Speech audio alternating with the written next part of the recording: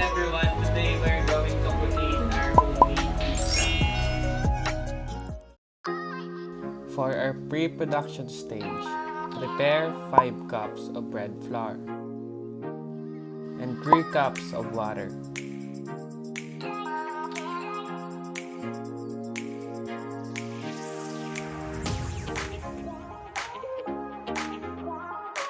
Two teaspoons of yeast, 2 teaspoons of oil, 2 bell pepper, 1 white onion, 3 pieces of footlong, pinch of salt.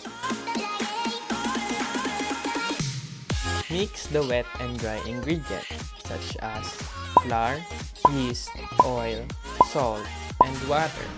Then knead the dough. Once you get the texture you want to have, put it in a bowl and cover it with a clean wrap. Press the dough for 30 to 40 minutes. While waiting for the dough, saute the ground pork with chopped white onion until it turns brown. After 40 minutes, shape the dough using your rolling pin.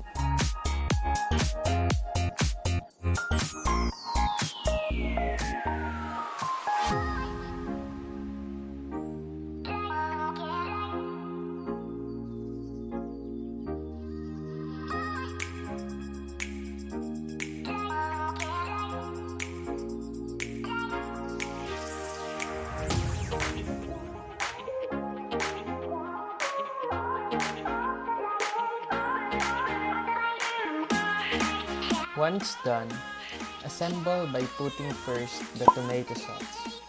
Then, put the ground pork, bell pepper, white onion, footlong, and cheese.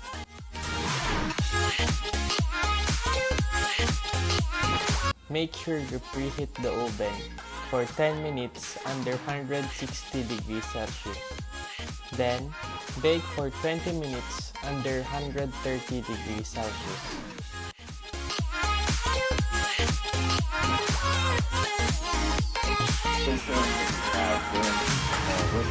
Videos. Click here.